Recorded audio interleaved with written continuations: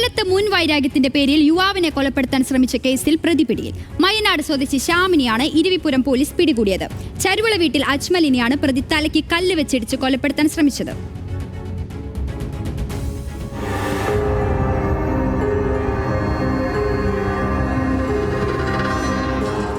ഉമയനല്ലൂർ സ്വദേശി അജ്മലിനെയാണ് പ്രതി ശ്യാം കൊലപ്പെടുത്താൻ ശ്രമിച്ചത്. അജ്മലിന്റെ തലയിൽ കല്ല് വെച്ച് ആഞ്ഞിടിച്ച പ്രതി അതിക്രൂരമായി മർദ്ദിക്കുകയും ചെയ്തു. പള്ളിമുക്ക് യൂനസ് കോളേജിന് സമീപത്ത് വെച്ചായിരുന്നു കൊലപാതക ശ്രമം. അജ്മലിന്റെ സുഹൃത്തായ ഫർജാസുമായി ശ്യാമിനുണ്ടായ മുൻവിരോധം പറഞ്ഞായിരുന്നു പ്രതിയുടെ കൊടും ക്രൂരത. അജ്മലിന്റെ ഭാര്യയുടെയും കുഞ്ഞിന്റെയും ചിത്രങ്ങൾ സമൂഹ മാധ്യമങ്ങളിലൂടെയും പ്രതി പ്രചരിപ്പിച്ചിരുന്നു. വടക്കേവിള കൊച്ചുകൂനമ്പായിക്കുളം ക്ഷേത്രത്തിന് സമീപത്തെ വീട്ടിൽ നിന്നാണ് ശ്യാമിനെ പോലീസ് പിടികൂടിയത്. ക്രിമിനൽ പശ്ചാത്തലമുള്ള വ്യക്തി കൂടിയാണ് ശ്യാം. സമാനമായ പല കേസുകളിലും ശ്യാം പ്രതിയാണ്.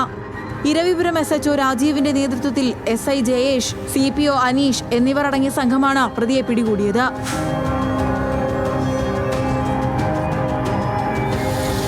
ന്യൂസ് മലയാളം, കൊല്ലം.